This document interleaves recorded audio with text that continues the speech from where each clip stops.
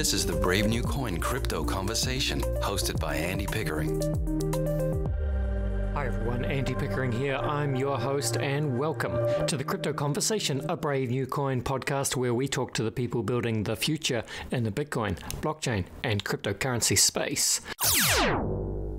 Hi everyone, I know we're all hurting right now. Crypto has taken a beating and Goldman Sachs says flatlining is the best case for stock-heavy portfolios. Flatlining? Zero returns? Sheesh. In situations like these, we can take a cue from the world's best investors because a groundbreaking Ernst & Young study last year revealed that 8 in 10 ultra-high net worth individuals invest in alternatives. However, Bank of America's CIO recommends investing in one specific high-performing alternative to rescue your cash. He's talking about fine art. 2/3 of millionaires already hedge against inflation with art, according to UBS, because the last time inflation was this high, art appreciated by an unprecedented 33.2% annually. Now, obviously, most folks don't exactly have tens of millions lying around to start buying Banksys and Basquiats, but that's where Masterworks comes in. They're helping people keep their cash intact by offering fractional investments in the top 1% of the art world. And with a recession on the horizon, they've seen sign-ups increase by 320%. That combined with the fact that they speak to every investor to make sure art is right for them. That means there's a wait list, but I'm hooking you guys up with priority access to skip the line. And it's as easy as going to masterworks.com and using promo code CryptoConversation. That's masterworks.com, promo code CryptoConversation. And you can see important Regulation A disclosures at masterworks.com/CD. Again, that's masterworks.com and use the promo code CryptoConversation to skip the line. And now, folks, it is on with the show. My guest today is Alex Zeltcer. Alex is the CEO and co-founder of nSure.AI. And Alex and his team are working to help prevent fraud in the crypto and digital goods space by leveraging predictive AI fraud detection instead of harming the user experience. Sounds fascinating. Welcome to the show, Alex. Thank you very much, Andy, and thank you for having me. It is a pleasure, my good man. We'll do what we do at the beginning of the show, Alex. I'll invite you to please introduce yourself. Love to hear a little bit about your background, where you're from, and what you've been doing in the lead up to nSure. Sure. So I've been in the high-tech world for now almost 25 years, half of it in large corporates and half of it in small startup companies and growing them and selling them. I've been in both B2B and B2C. The previous company I've joined was a company called Zeek. That company was a gift card marketplace. You could basically sell your gift cards, unused gift cards, to other people. And that's where we actually learned how difficult it is to sell basically virtual currency online. If you think about gift cards such as Amazon gift cards or Tesco gift cards, etc., these are very, very lucrative in the eyes of fraudsters. And it took us probably about a week to figure that out. After launching in the UK, we've been hit with 40% fraud on the first week, 40, which at first we were very happy because we thought we hit it great, and then we realized that we were out of inventory and all of it is being charged back one by one. Not a very nice experience. We decided then to create our own tools to fight that, because whatever we tried that was available on the market at the time was not really providing good enough solutions and was inflicting a lot of pain on the user side, on the consumer side. Lots of email verification, phone verification, lots of hoops and loops that you need to go through in order to purchase the gift card. And once we realized that that's the only way, and we've realized that what we've developed in-house was so much more, I would say, effective than what we could get outside, we decided to spin it out and create a company based on that. And that's how nSure.AI was born about 3 years ago. Right. And so where are you based? Sorry, I missed that, Alex. Yeah. So we're in Tel Aviv. The company is based in Tel Aviv. We do have offices in the US at this point. People that are spread out both on the East Coast and the West Coast, primarily in sales. And we do have a small office in Georgia, where we have an extension to our development team. Fantastic. So if that's the case, and you've started nSure about 3 years ago, and so who else is involved? You have some partners and some co-founders, maybe some kind of backing. Yeah, sure. So first, my co-founder and partner is Ziv Isaiah. Ziv has been with me, actually knows Ziv for 20 years now. He's been with me in a previous startup, and he was one of the co-founders at Zeek as well. He's our CTO, and he leads our development efforts, or our fight, for the good cause. And beyond that, we have a number of funds that have joined as backers, primarily Israeli funds, and one that is international and pretty big, Alpha Wave, that joined in the last round that closed just a few months ago. Very nice.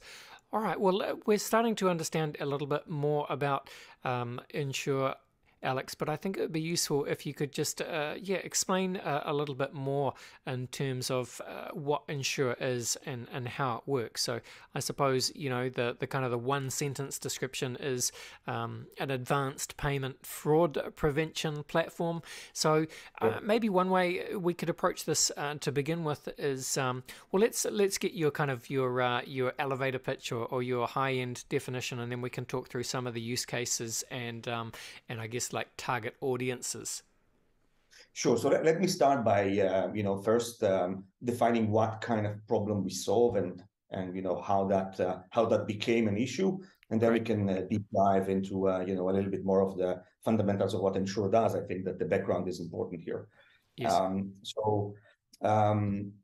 Payment fraud is what happens when fraudsters use your credit card or PayPal or bank account information in order to purchase or actually steal goods online. This is a problem that is as old as e-commerce and started in the 90s, and was actually created by a mistake, you could say. If you think about the 50s, when the credit cards were invented, a guy from Bank of America, I think at the time, would come to a grocery store and tell the guy there that he used to sell groceries for coins and bills. And now he would have people coming in with a piece of plastic that has, numbers on it. And they would put that piece of plastic in a small machine that they would give them with carbon copy paper. They will swipe that, I don't know if you can see me, but they would swipe it in that, doing that strange gesture that some of us may remember. I remember. Yeah, and then you'd get the numbers on the paper. You write down $10. And you put it in your cash register and you provide the groceries. So the guy there said, no, you missed something. I'm not providing groceries until I see the cash, right? I'm not in the business of, I'm in the business of making money.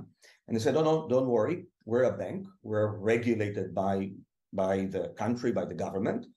And that means that piece of paper, if it's signed and you have that number on it, it's as good as a note, as good as a coin. And that means it's guaranteed. So if you have that piece of paper in your cash register, it's guaranteed.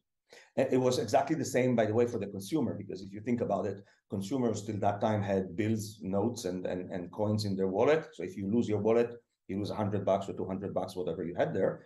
Now, if you lose the wallet and have that plastic card in there, you may think you can lose your entire bank account. So again, the bank came back and said, no, don't worry.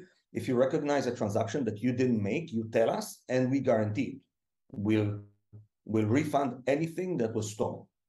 And basically, the entire credit card industry or the entire payments industry wouldn't have been created if purchases were not guaranteed on both sides, both for the consumer and for the merchant.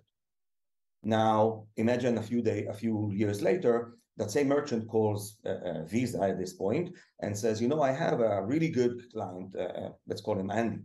And Andy calls me every Tuesday and places an order for $1,000 for groceries for the entire week. He comes in on Friday afternoon at the busiest hour at the store. He stands in line. I have to take that plastic card from him, swipe it through that machine, etc., etc.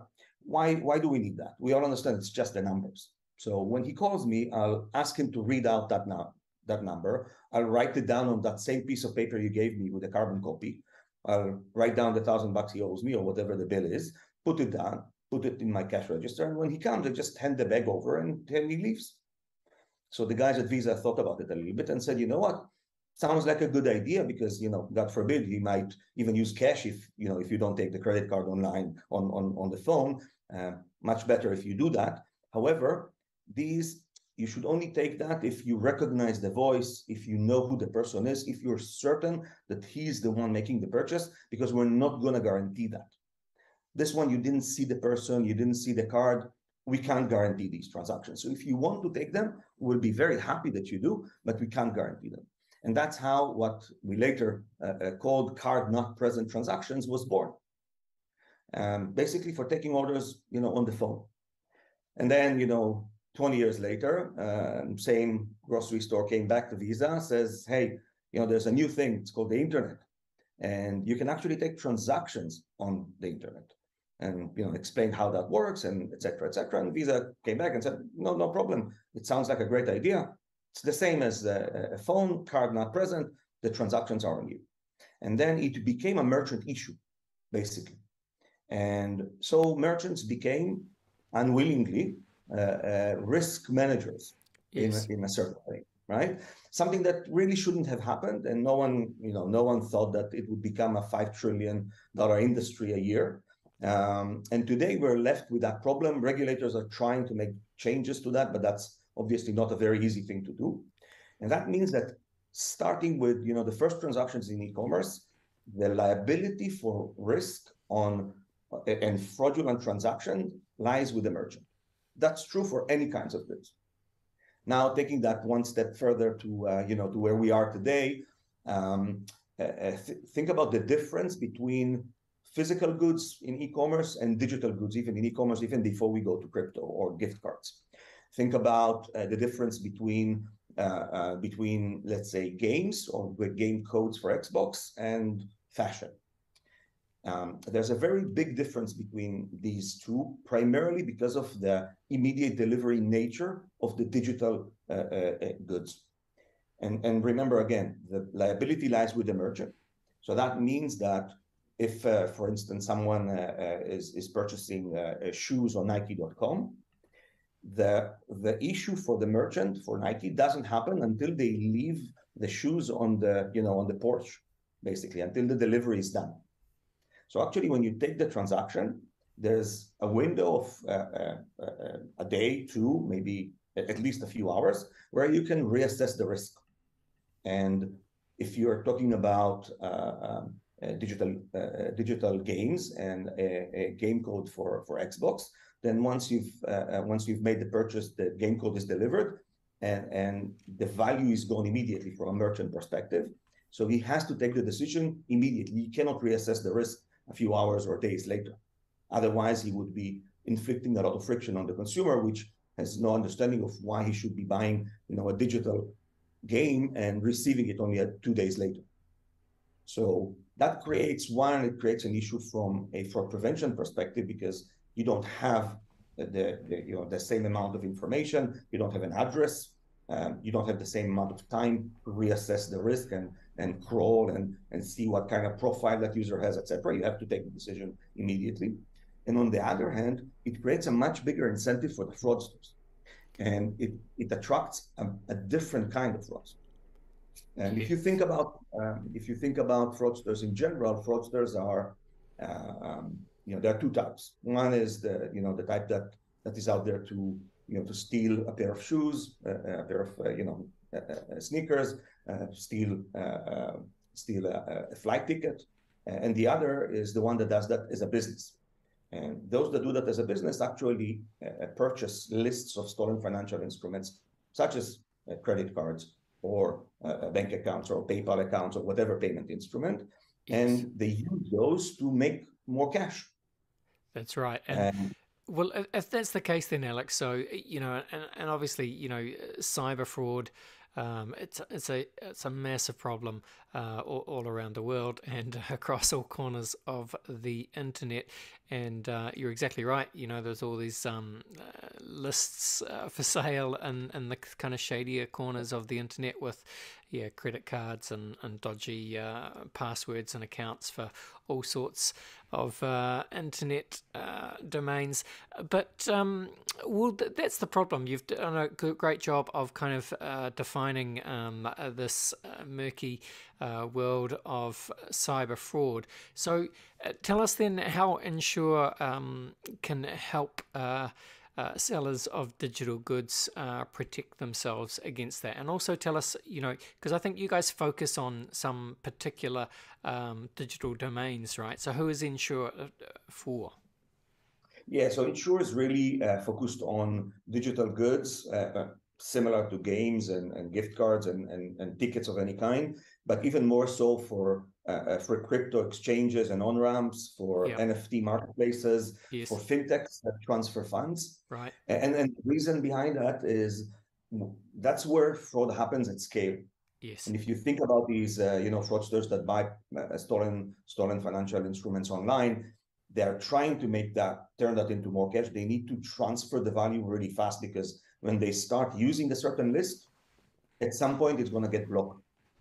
So what they are doing, they're actually creating attacks that, for those on the audience that, that are familiar with cyber, are very similar to DDoS attack, to distributed denial of service. It looks like a group of, let's call them seemingly legitimate individuals that are trying, they're not trying to crash your servers, they're trying to suck up all of your inventory.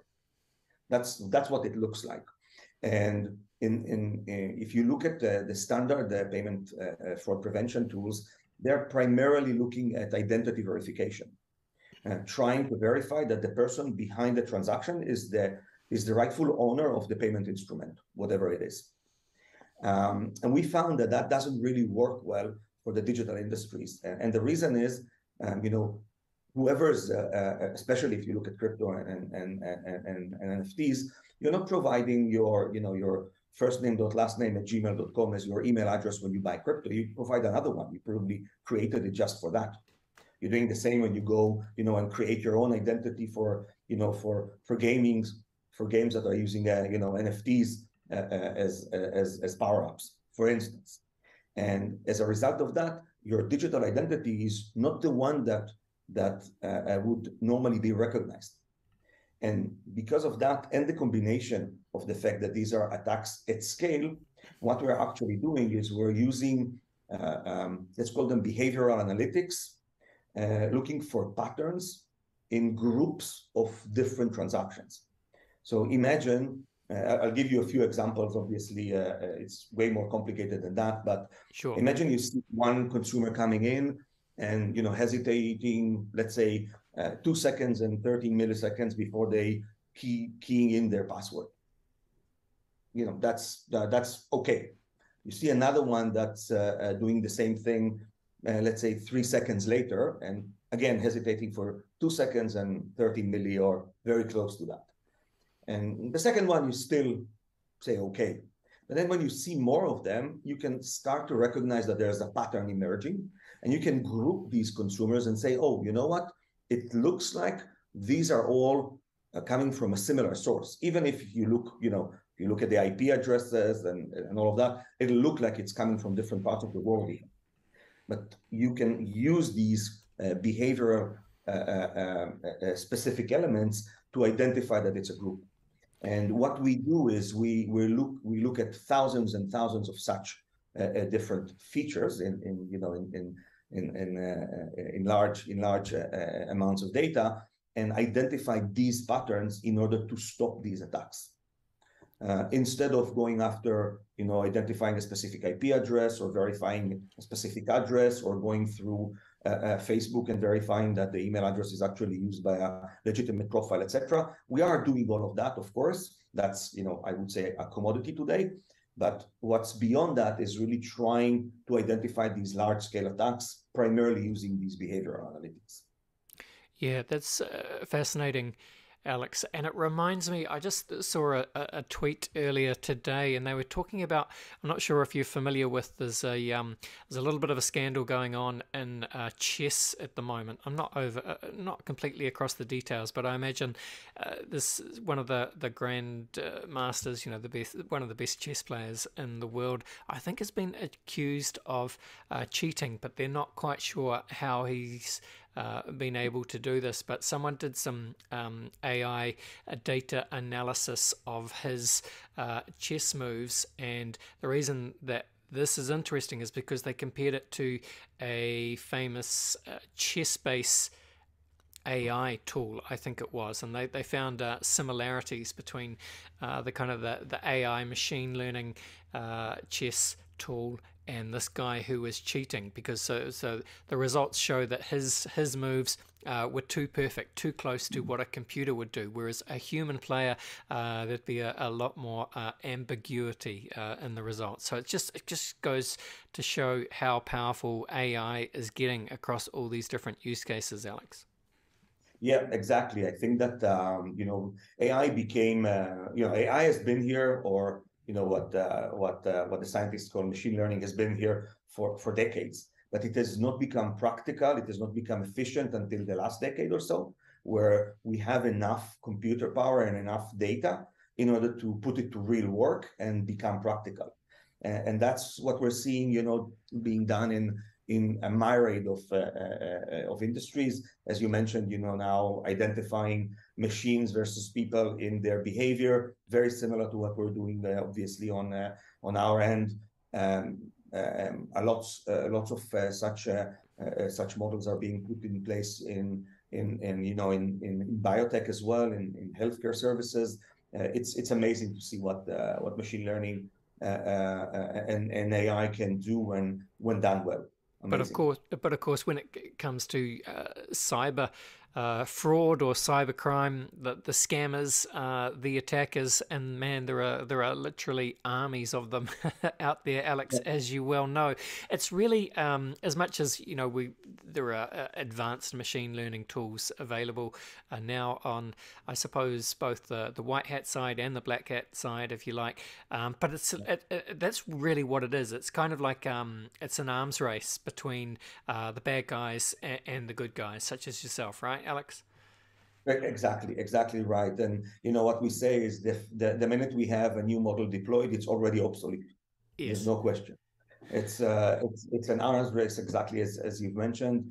One of the things, by the way, that we found that is very effective, which I think is unique to what we do, is we call that sting back. We try to fight with using offensive measures.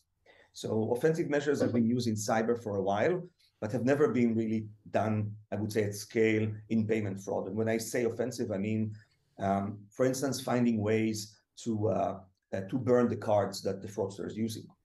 And just to remind you, these fraudsters are not the ones that are attacking the banks or whoever issues the credit cards. They're buying the lists. So every credit card there, every line costs them somewhere between 10 and 50 bucks.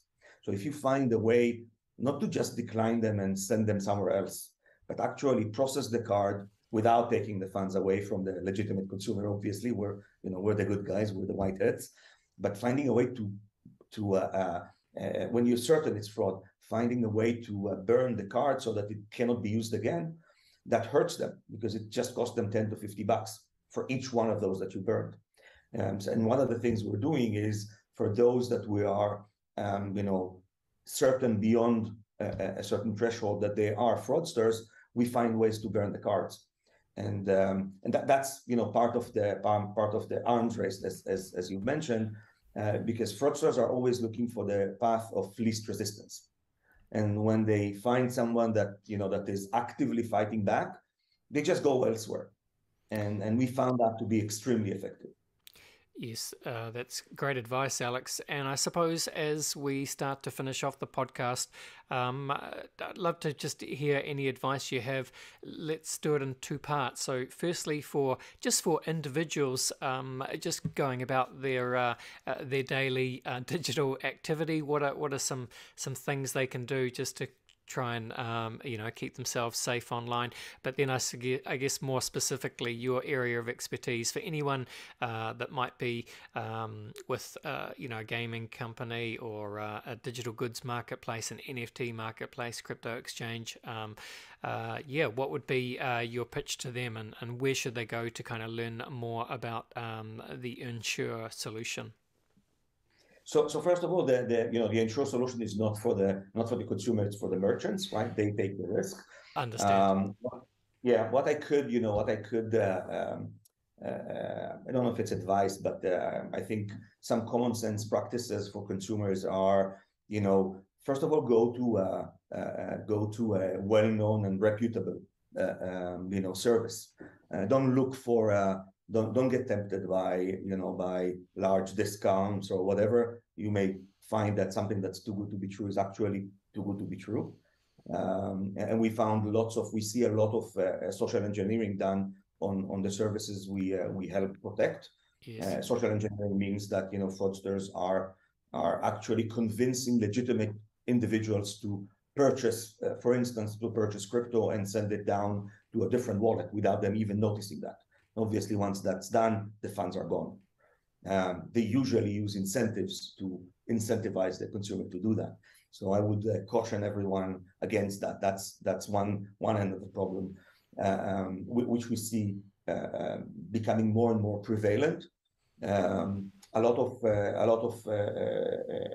I would say efforts go into what we call account takeovers. So keeping your password safe and your account safe is always good advice. On the other side, on the merchant side, what I'd say is don't be tempted to believe that tools created for e-commerce can actually prevent fraud in the digital industry. That's one.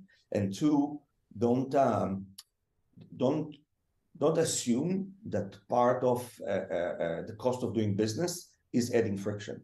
What we've seen I would say in the last few years is a lot more friction, and specifically in crypto and NFTs, you can see a lot of KYC required today by regulation.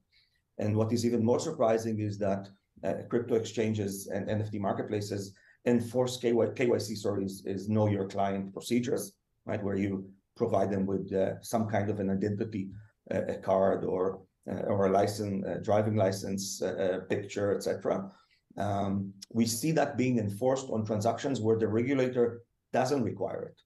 And we see that done by exchanges because they believe that that's more protective. And when you look at the data, you find that by that way, you eliminate only almost 25% of the shoppers. And then you eliminate 25% more for suspecting them as being fraudulent. And you find yourself eventually eliminating 50% of people that have actually come to your store to shop, and you don't allow them to, just because you're worried they could be fraudsters. What we've seen is that normally there's not more than 5 to 6% fraud on any of the websites, any of the services we've protected. And that's where you should be. You should be actually at 95 or beyond that in approval rates. And my advice to digital good services, to crypto exchanges, to on-ramps is take a look at your actual data, see how many people you actually turn away. And if that number is bigger than 5%, go look for a better tool. Doesn't have to be nSure, obviously. There are others that could work pretty well. But obviously, if you are interested, we'd be happy to help. Thank you, Alex. And of course, the website for anyone wanting to learn more, it is nSure.AI. And nSure, that is just like N, and then SURE.AI is the website. Lots of information there. I'll put the link in the show notes, of course, as well. Alex, very interesting talking to you today. A pleasure to have you on the show. nothing else to say really, except thank you again. And please take us out. Tell the people where they can go to keep abreast with nSure on Twitter or wherever else, whatever other channels you guys are on. Yeah, thank you. First of all, thank you very much, Andy, for having me. It's been it's always fun to discuss these topics. Obviously, it's a passion of mine, as you can probably guess. And nSure posts primarily on LinkedIn. So go look for our profile there. And as you've mentioned on the website on nSure.AI. Fantastic. Thank you very much, Alex. All the best, and bye for now. Thank you very much. Have a good day. All right, there you go. There was Alex from nSure helping protect the likes of crypto exchanges and NFT marketplaces from scammers. Yes, the fraudsters. They are a persistent problem, aren't they? Yes. All right, well, that is today's show, folks. Thank you for listening. Don't forget to subscribe to the Crypto Conversation in whatever podcast app you are using. Yeah, that's today's show. We'll be back real soon. This was the Crypto Conversation for Brave New Coins.